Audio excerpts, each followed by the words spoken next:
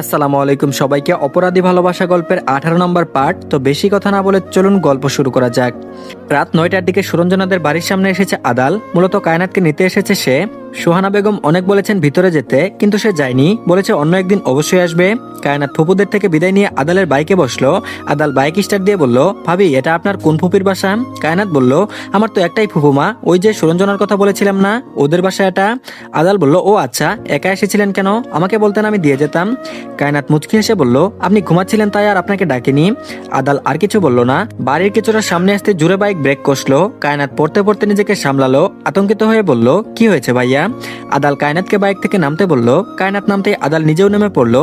চৌধুরী বাড়ির কিছুটা দূরে একটা ছোট শপিং মল আছে, সেখানেই তারা আছে এই মুহূর্তে। মার্কেটের সামনে অর্ণব, শেহের ও মেহরাব, শিহাব খানের ছেলে বিজয় কিছু নিয়ে বোধহয় কথা কাটাকাটি করছে। আদালের দৃষ্টি অনুসরণ করে কায়নাত সামনে তাকালো, দেখলো অর্ণব দাঁড়িয়ে কার সাথে যেন ঝামেলা করছে। সে আদালকে বলল, ভাইয়া ওটা আপনার ভাই না? উনি কার সাথে ঝামেলা করছেন রাস্তায় দাঁড়িয়ে? আদাল মাথা নাড়িয়ে বলল, ভাবি আপনি একটু এখানেই দাঁড়ান, আমি দেখে আসি। কায়নাত আদালের পিছু পিছু গেল। একা দাঁড়িয়ে থেকে সে কি করবে? অন্যদের কাছে এসে দাঁড়াতেই আদাল মেহরাবকে বলল, তোমরা এখানে কি করছো? সবার কথা থেমে গেছে আদালের উপস্থিতিতে। অর্ণ রাগ কন্ট্রোল করে শার্টের উপরের দুটো বোতাম খুলে দিল। কায়নাত আদালের পেছনে দাঁড়িয়ে আছে। ছোট শরীরখানা দেখা যাচ্ছে না আদালের লম্বাটে শরীরের কারণে। সে আদালের পেছনে কায়নাতকে দেখে বলল, ভাবি তুমি এখানে কি করছো? অর্ণ ফট করে পেছনে তাকালো। কায়নাত অর্ণর দিকে সবেমাত্র তাকিয়েছে। সে শেহেরের দিকে তাকিয়ে বলল, ফুফুমার বাসায় গিয়েছিলাম ভাইয়া। বিজয় ছেলেটা ঠোঁট কামড়ে কায়নাতের দিকে তাকালো। দৃষ্টি স্বাভাবিক নয়, দৃষ্টি দেখেই বোঝা যাচ্ছে শরীর পর্যবেক্ষণ করতে ব্যস্ত সে। কায়নাত লোকটার চাহনি দেখে মাথায় ওড়না আরো ভালো করে শরীরে জড়িয়ে নিল। সাথে সাথে বিজয়ের নাক বরাবর ঘুষি লাগাতে বিজয় তাল সামলাতে না পেরে রাস্তায় পড়ে গেল। সবাই হতভম্ব হয়ে অর্ণর দিকে তাকালো। অর্ণ বিজয়ের নাক বরাবর 3বার ঘুষি মেরেছে। মেহরাব ওকে আঁকড়ে ধরে বলল, কি করছিস তুই? ওকে মারলি কেন? কি হচ্ছে না হচ্ছে কিছুই বুঝতে পারছে না কায়নাত। সে এই ঘটনা দেখে ভীতু হয়েছে। আদাল শুকনো ঢুক গিলে কায়নাতকে বলল, ভাবি চলুন আমরা বাড়ি যাই। কায়নাত অস্থির হয়ে বলল, কিন্তু আপন ভাই যে মারামারি করছে, ওনাকে থামান, লোকটাকে তো মেরেই ফেলবে। অন্য রেগে কায়নাতের দিকে তাকিয়ে বলল, যাও এখান থেকে। কায়নাত আদালের সাথে চলে যাওয়ার পর বিজয় নাকে হাত দিয়ে রক্ত মুছে ঠুটে বিশ্রী হাসি টেনে বলল, এই মালটাই তাহলে আমার ভাবি? যাই হোক, তুই কিন্তু সে একটা জিনিস পেয়েছিস। অন্য বিজয়ের গলা চেপে ধরে দাঁত চিবিয়ে বলল, এই মুখ দিয়ে আর একটা বাজে ওয়ার্ড বের করলে তোর জান ছিঁড়ে খাবো আমি বাস্টার্ড। সে বিজয়কে অর্ণর থেকে ছাড়িয়ে নিল। বিজয় হু হু করে হেসে বলল, খুকি মাল জুটিয়েছিস ভালোই। অর্ণ রেগে বলল, you are a son of a bitch, I will kill you. তোর ওই নোংরা মুখ দিয়ে ওর নাম মুখে আনলে তোকে গেড়ে রাখবো এখানেই। আর এইদিকে বাইরে মাসুলধারায় বৃষ্টি পড়ছে। আকাশ ডাকছে থেমে থেমে। বাড়ির সবাই গভীর নিদ্রায় আচ্ছন্ন। শুধু ঘুম নেই ষোড়শী কন্যা চৌধুরী বাড়ির বড় বধূর। অর্ণ এখনো বাড়ি ফেরেনি। মনটা বড্ড কু ডাকছে। তখন দেখে এলো একটা লোকের সাথে ঝামেলা করছে। আর এখন রাত 1:30 বাজতে চললো, আসছে না কেন? কায়নাত ড্রয়িং রুমে জোরে পায়চারি করছে। অস্থির হয়ে সদর দরজা খুলে দেখলো বৃষ্টির প্রখরতা আরো বেড়েছে। অর্ণ গাড়ির হর্ন বাজাতেই দারোয়ান দরজা খুলে দিল। কায়নাত চাতক পাখির মতো তাকিয়ে রইল। অর্ণ বাড়ির ভেতরে গাড়ি নিয়ে ঢুকলেও গাড়ি থেকে নামলো না। কায়নাত তাকিয়ে রইল, তবুও লোকটার দেখা নেই। দৃষ্টি ছলছল হয়ে এলো। ওনার কোনা দিয়ে চোখ মুছে সে বাইরে পা রাখলো। খালি পায়ে বাইরে পা রাখতেই বৃষ্টির টিপ টিপ পানিগুলো তার সর্বাঙ্গ ভিজিয়ে দিল। কায়নাত অর্ণর ড্রাইভিং সিটের সাইডে এসে গ্লাসে ঠক ঠক করলো। খানিকক্ষণ পর অর্ণ গ্লাস নামিয়ে সিটে হেলান দিয়ে ঘাড় বাঁকিয়ে কায়নাতের দিকে তাকালো। কায়নাত অর্ণকে দেখেই আটকে উঠল। ভেজা হাতে অর্ণর গাল ছুঁয়ে বিস্মিত কণ্ঠে বলল, আপনার সারা শরীরে এত রক্ত কেন? কি হয়েছে আপনার? কথা বলছেন না কেন? বলতে বলতে চোখ ভিজে এলো। অর্ণ নির্ভীক হয়ে কায়নাতের চোখের পানি দেখলো। কম্পিত ঠোঁটের দিকে তাকাতেই চোখ বন্ধ করে ফেললো। তারপর বলল, কিছু হয়নি আমার, ভেতরে যাও। কায়নাত শুনলে তো। সে গাড়ির দরজা খুলে অর্ণর আহত হাত পা দেখে জোরালো কণ্ঠে বলল, কি হয়েছে আপনার? কিভাবে হলো এসব? বলছেন না কেন আপনি? অর্ণ অধৈর্য কণ্ঠে বলল, এই মেয়ে ভেতরে যাও বলছি না। কায়নাত বলল, যাবো না আমি। বলুন আপনার এই অবস্থা কি করে হলো? আপনি ওই লোকের সাথে মারামারি করেছেন তাই না? হুহু করে কেঁদে উঠল কায়নাত। অর্ণ কায়নাতের কান্না দেখে ধমক দিয়ে বলল, শাট আপ ইডিয়ট, সরো সামনে থেকে। কাক ভেজা হয়ে এখনো বাড়ির বাইরে দাঁড়িয়ে আছে ষোড়শী কন্যা। জীবনটা বিষের থেকেও বিষাক্ত হয়ে যাচ্ছে দিন দিন। অদ্ভুত ব্যাপার, 16 বছর বয়সে তার কত ধৈর্য। কায়নাত আজ নিজেই নিজেকে দেখে ভীষণ অবাক হলো। আর কি বাকি আছে হওয়ার? এইটুকু জীবনে কত কিছুই না দেখলো সে। ছোট থেকে একুল উকুল করতেই দিন কেটে গেল। আজ বড্ড মায়া হচ্ছে এই দুর্ভাগা ভাগ্যের জন্য। সুখ কি আদৌ আছে এই কপালে? সব থেকেও তো সে নিঃস্ব। কেন এর উত্তর নেই কারো কাছে? কায়নাত দীর্ঘশ্বাস ফেললো। না কাঁদতে চাইলেও চোখ বেইমানি করে সে পা বাড়ালো বাড়ির ভেতরে। ভাগ্য বড়ই নিষ্ঠুর। ভেবে আর কি হবে? আদৌ পাল্টাবে কিছু? আর এদিকে সকাল সকাল খুলনায় চৌধুরী বাড়ির তোড়জোড় শুরু হয়েছে। নিধি আজ ঢাকা যাবে, থাকবে কিছুদিন সেখানে। আজ প্রথম সে বাড়ি ছেড়ে চাচার বাড়ি যাচ্ছে। আতিয়া বেগম ও রেখা বেগম মিলে আচার, নাড়ু, মুড়ি, ভাজা আরো বিভিন্ন নানা রকম খাবার বানাচ্ছেন। যেহেতু দুপুরের পর রওনা হবে তাই তারা নেই তেমন। আজ অনেকদিন পর নাজনীন আর হাসান মিলে পুকুরে মাছ মেরেছে। দুজন গোসল সেরে বাগানে বেতের চেয়ারে বসতেই হাসান বলল, বুড়ি থাকলে এখন নিশ্চিত রাগ দেখাতো আমাদের সাথে। নাজনীন ব্যথাতুর হাসলো, তারপর বলল, তা তো বটেই। হাসান বলল, কেমন আছে কে জানে। নাজনীন বলল, ভালো ভালোই আছে অন্যর ঘরে। হাসান বলল, তুই ওকে ভুলতে পেরেছিস? নাজনীন বলল, ভুললে তো ওকে ভুলবো ভাই। হাসান দীর্ঘশ্বাস ফেললো। নাজনীন তার ঘরের মধ্যে কায়নাতের হাজার হাজার ছবিটা নিয়ে রেখেছে, তার জন্য ওই নারী হারাম হলেও কেন যেন ভুলতে পারে না। ও এখনো বিশ্বাস করে অন্য কায়নাতকে ডিভোর্স দিবেই। কায়নাতের যদি কুলভর্তি বাচ্চাও থাকে তাও সে কায়নাতকে কবুল করতে রাজি। ওই নারীর জন্য হাজার বছর ধরে অপেক্ষা করতেও রাজি। তবুও যদি চোখের সামনে তাকে সবসময় দেখতে পারে তাও শান্তি। আজ বহুদিন ধরে মনে শান্তি নেই। রাতে ছটপট করতে করতে রাত পার হয়, তবুও চোখে ঘুম ধরা দেয় না। নাজনীনের ভালোবাসায় বিন্দুমাত্র কটি নেই, সে চাই মেয়েটা ভালো থাকুক। হাসান বলল, তুই তো যাচ্ছিস, আজ দেখে আসিস বুড়িটাকে। নাজনীন নিঃশব্দে হাসলো। এক পলক দেখার জন্য সে তো যাচ্ছে, এক নজর দেখার জন্য মনটা ভীষণ ছটফট করছে যে। নিধি নিজের ঘরে ব্যাগ গুছাতে ব্যস্ত। এই বাড়িতে সবসময় শাড়ি পরা হয় বলে আলমারি ভর্তি শাড়ি। ঢাকার শহরে শাড়ি পরে ঘুরলে মানুষ পাগল বলবে তার ধারণা। রেখা বেগম ভীষণ রাগারাগি করছেন মেয়ের সাথে এই নিয়ে। সময় নেই, আগে থেকে বলবে না সে, এখন বলে লাভ কি? এইটুকু সময় মার্কেটে যা আদৌ সম্ভব? তিনি নিধির হাতে 5,000 টাকা ধরিয়ে দিয়ে বললেন, ওখানে গিয়ে জামা কিনে নিস, এখন শাড়ি নিয়ে যা। নিধি 5,000 টাকা দেখে মুখ গুমরা করে বলল, এই টাকায় কি হয় মা? রেখা বেগম বলল, কি হয় মানে? টাকার মূল্য বুঝিস তুই? 5,000 টাকা তোর কাছে কিছুই মনে হচ্ছে না? নিধি কথা বাড়ালো না। মায়ের সাথে এই মুহূর্তে ঝগড়া করা মানে বিপদ ঘাটে টেনে আনা। পরে দেখা যাবে রাগের ঠেলায় তাকে আর ঢাকায় যেতে দিবে না। তাকে তো ঢাকা যেতেই হবে। দেখতে হবে না ডাক্তারবাবু কোন মেয়ের সাথে প্রেম করছেন। তার বিশ্বাসই হচ্ছে না ডাক্তারবাবু অন্য এক নারীকে ভালোবাসে। যদি সত্যিই ভালোবাসে তাহলে একবারের জন্য হলেও সেই ভাগ্যবতী নারীকে সে দেখতে চাই। আর এদিকে বাইরে ভীষণ বৃষ্টি হচ্ছে। এই বৃষ্টির জন্য অর্ণ এবং মাসফিক চৌধুরী আজ অফিসে যাননি। অর্ণ নিজের ঘরে বসে বসে ল্যাপটপ নিয়ে কাজ করছে, আর একটু পরপর গরম ধোয়া ওঠা কফির কাপে চুমুক দিচ্ছেন। কনপাপড়ির চোখগুলো একটু পরপর পিটপিট করছে। ভ্রু ভাঁজ করে সে কাজে মগ্ন। অবয়বখানা ব্যথায় টনটন করছে। কত জায়গায় প্রেম এসে ওষুধ লাগিয়ে দিয়ে গেছে রাতে। অর্ণ ল্যাপটপ রেখে পাশ থেকে ফোন হাতে নিয়ে কল লিস্ট ঘেটে ঘেটে মেহরাবের নাম্বার বের করলো। কিছুক্ষণ রিং হওয়ার পর রিসিভ হতেই অর্ণ দাঁত কিরমির করে বলল, ওকে এখনো জানে বাঁচিয়ে রেখেছিস কেন? সকাল সকাল অর্ণর হুঙ্কার শুনে বেচারা ধরফরিয়ে উঠে বসলো বিছানায়। সে এখনো বিছানায় থেকে মাথায় উঠায়নি। অর্ণর কল পেতেই ঘুমটা ভাঙলো। সে ঘুম জড়ানো কণ্ঠে বলল, কার কথা বলছিস? মেহরাব বলল, ওকে কেন ছেড়ে দিয়েছিস ইডিয়ট? মেহরাব বুঝলো কার কথা বলছে। সে মাথা চুলকে বলল, তুই কি পাগল? এইটুকু একটা ব্যাপারের জন্য মেরে ফেলতে বলছিস? অর্ণ বলল, এইটুকু ব্যাপার হলে আমি কখনোই এই কথা বলতাম না। তুই ভালো করে জানিস তোর কাছে যেটা যার সামান্য মনে হচ্ছে সেটা আমার কাছে অনেক বড়।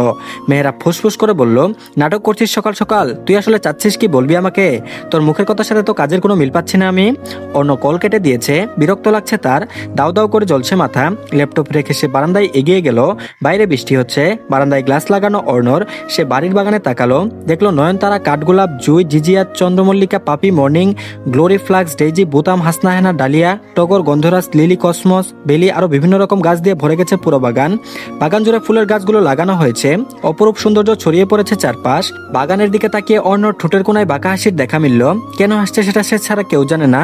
কি লুকানো আছে এই সুদর্শন পুরুষের মধ্যে? এত রহস্য কেন এই মানবকে নিয়ে? সে ট্রাউজারের পকেটে দুহাত দুজিয়ে কিছুক্ষণ দাঁড়িয়ে রইল বারান্দায়। ঠান্ডা পরিবেশ। দরজা হঠাৎ নক হয়, সে পা রাখলো ঘরে। দরজা খুলে দিতে দেখলো নিশা হাঁপাচ্ছে। অর্ণ কপাল কুঁচকে বলল, হোয়াই আর ইউ পেন্টিং? নিশা অস্থির কণ্ঠে বলল, ভাইয়া স্বার্থ ভাইয়ের নাকি মাথা ফেটেছে। অর্ণ বলল, হোয়াট? তুই জানলি কি করে? নিশা বলল, শের ভাইয়া মাত্রই জানালো। স্বার্থ ভাইকে কল করেছিলাম, উনি কল রিসিভ করেনি।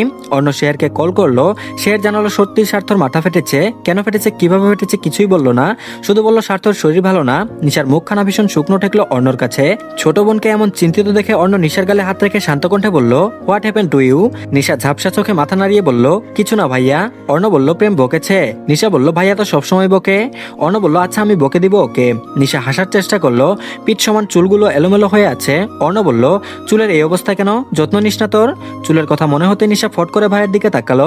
অর্ণর প্রশ্নের উত্তর না দিয়ে বলল, ভালো কথা মনে করিয়ে দিয়েছো ভাইয়া। আসলে কাল রাত থেকে কায়নাতের অনেক জ্বর। ওষুধ খাইয়ে দিয়েছি, তবুও জ্বর কমছে না। অর্ণ চোখ ছোট ছোট করে বলল, তো আমি কি করব? নিশা বলল, তুমি কি করবে মানে? তুমি ওর হাজবেন্ড। ও অসুস্থ হয়েছে, ওর পাশে তুমি থাকবে না? অর্ণ বলল, কিসের হাজবেন্ড? যা, ডিস্টার্ব করিস না তো আমাকে। বলে মুখের উপর দরজা লাগিয়ে দিল। নিশা অবাক হয়ে ভাইয়ের কাণ্ড দেখলো। ধান্দাবাজ ছেলে একটা। যেদিন সব সত্যি ফাঁস করবে সবার সামনে সেদিন বুঝবে মজা। নিশা হাঁটা ধরলো নিজের ঘরের দিকে। কায়নাতের সত্যি গায়ে অনেক জ্বর। কাল রাত থেকে। প্রেম সকাল সকাল ওষুধ দিয়ে হসপিটালে গেছে। এখনো জ্বর কমার কোনো নামগন্ধই নেই। দুপুরের একটু আগ দিয়ে কায়নাতের জ্বর কমলো। মাথাটা ব্যথায় ভার হয়ে আছে। কায়নাত শোয়া থেকে কষ্ট করে উঠে বসলো। চোখ মুখ লাল হয়ে আছে জ্বরের কারণে। নুসরাত কায়নাতের বাসায় বসেছিল এতক্ষণ। কায়নাত উঠেই বলল, আসো তোমাকে গোসল করতে সাহায্য করি। গোসল করলে একটু ভালো লাগবে। বিছানা থেকে নেমে উঠে দাঁড়ানোর মতো শক্তিটুকু কায়নাতের নেই। সে ক্লান্ত কণ্ঠে বলল, আমি উঠতে পারবো না আপু। নুসরাত জোর করে নিশাকে নিয়ে কায়নাতকে ওয়াশরুমে নিয়ে গেল। ওকে গোসল করিয়ে দিয়ে ঘরে নিয়ে এসে বিছানায় বসিয়ে ভেজা চুলগুলো মুছে দিল। চুল মুছতে মুছতে নুসরাত বলল, তোমার চুলে তো বড় কিভাবে করলে? নিশার চুল দেখেছো? জীবনে বড় চুল রাখেনি। কায়নাত বলল, আমার মা প্রত্যেক সপ্তাহে পেঁয়াজের রস, মেহেদি পাতা, নারকেল তেল মিশিয়ে মাথায় দিয়ে দিতেন। আরো অনেক কিছুই দেয়া হতো। মা চুলের যত্ন নিতেন অনেক এবং তিনি এত বড় চুল করেছেন। নুসরাত বলল, বাহ, বেশ ভালো তো। নিশা ফোন নিয়ে ঘাটাঘাটি করছে। সার্থকে অনেকবার কল দিয়েছে সে, আবারও মেসেজও পাঠিয়েছে, কিন্তু সার্থ কোনো রিপ্লাই করেনি। এখন বিরক্ত লাগছে তার। বৃষ্টি নেই এখন বাইরে, থেমেছে খানিকক্ষণ আগে। সে ভাবলো বিকেলবেলা সার্থর বাসায় যাবে। যদি লোকটা নাকে ঘুষি মেরে নাক না ফাটিয়েছে তাহলে ওর নামও নিশা নয়। দুপুরে কায়নাতের দুর্বল শরীর নিয়ে নুসরাতের সাথে নিচে নেমে এলো। খাবার নিয়ে টানাটানি করার থেকে নিচে এসে খাওয়াই ভালো। বেহরুজ বেগম কায়নাতকে নিচে দেখে বললেন, তুমি কষ্ট করে নিচে আসতে গেলে কেন? তোমার খাবার আমি উপরেই পাঠিয়ে দিতাম। কায়নাত ব্যস্ত হয়ে বলল, ব্যস্ত হবেন না আম্মু, সমস্যা নেই, আমি ঠিক আছি, অভ্যাস আছে আমার। বেহরুজ বেগম কায়নাতের মলিন মুখখানা দেখে দীর্ঘশ্বাস ফেললেন। সবাইকে ডাইনিং টেবিলে বসতে বললেন। একে একে সবাই হাজির হলো। অর্ণ সিঁড়ি বেয়ে নামছে নিঃশব্দে। সে সিঁড়ি বেয়ে নেমে ট্রাউজারের পকেটে হাত গুজে সিঁড়ির শেষ প্রান্তে এসে দাঁড়ালো। দৃষ্টি রাখলো ষোড়শী কন্যার পানে। মেয়েটার মুখ শুকিয়ে গেছে এক রাতের মধ্যেই। ক্লান্ত চোখ দুটোর নিচে কালচে দাগ পড়েছে একটু। কায়নাত চোখ তুলে তাকালো অর্ণর দিকে। ধূসরাঙা ট্রাউজার আর গাঢ় নীল রঙের একখানা টি শার্ট পরেছে সে। ডান হাতে কালো কালার কি যেন একটা পরা, জিম করা বডি। টি শার্টের আড়াল থেকেও যেন উকি দিচ্ছে। অর্ণর গায়ে গাঢ় নীল রঙের গেঞ্জিটা যেন একটু বেশিই ভালো লাগছে। কায়নাত ঘুর লাগা দৃষ্টি মেলে অর্ণর চোখে চোখ রাখলো। সাথে সাথে কেঁপে উঠলো মেয়েটা। অর্ণর তীক্ষ্ণ দৃষ্টিতে সে বেশিক্ষণ তাকিয়ে থাকতে পারলো না। লোকটাকে আজ এমনিতেই মারাত্মক লাগছে তার মধ্যে এখন জানকারা চাহনি দেখে রুহ কাঁপছে তার। অর্ণ ধীরকদমে এগিয়ে এলো কায়নাতের পাশে। চেয়ার টেনে বসতেই কায়নাত খাবার মুখে দিয়ে কেসে উঠলো। পাশ থেকে নুসরাত পানির গ্লাস এগিয়ে দিয়ে বলল, সাবধানে খাও কায়নাত, এত তাড়াহুড়ো করছো কেন? কায়নাত পানি খেয়ে আর চোখে অর্ণর দিকে তাকালো। লোকটা সবসময় এমন গম্ভীর হয়ে থাকে কেন? একটু হাসলে কি এমন ক্ষতি হয়ে যাবে? কি সুন্দর রাজকুমারের মতো একটা জামাই পেয়েছে, অথচ একেবারে আনরোমান্টিক। কায়নাত মনে মনে নিজের ভাগ্য নিয়ে হাই হুতাশ করলো কিছুক্ষণ। বিয়ে হলো তো হলো, একদম দামরা বুড়োর সাথেই হলো, তাও আবার ঘুঘুর পেঁচা। আর এদিকে কায়নাত বাগানে দাঁড়িয়ে আছে, হতবাক চোখে চারপাশে চোখ ঘুরিয়ে ঘুরিয়ে দেখছে। বিভিন্ন জাতের ফুল দেখে সে বাকরুদ্ধ। কালকেও তো বাগান খালি ছিল, তাহলে আজ এত ফুল এলো কোথা থেকে? সে তো কাউকে বলেওনি ফুল গাছ এনে দেওয়ার কথা। কি আজব কাণ্ড! অনেক গাছে ফুল ফুটেছে, সব গাছ মাটিতে গাড়া হয়েছে আগেই। কায়নাতের ঠোঁট জুড়ে হাসি চিকচিক করছে। সে সবগুলো গাছ ছুঁয়ে ছুঁয়ে দেখলো। মনটা হঠাৎ করে ভীষণ ফুরফুরে লাগছে। পাশে কারো লম্বাটে কালো ছায়ামূর্তি দেখতে পেয়ে কপালে সূক্ষ্ম ভাঁজ ফেলে পেছনে তাকালো।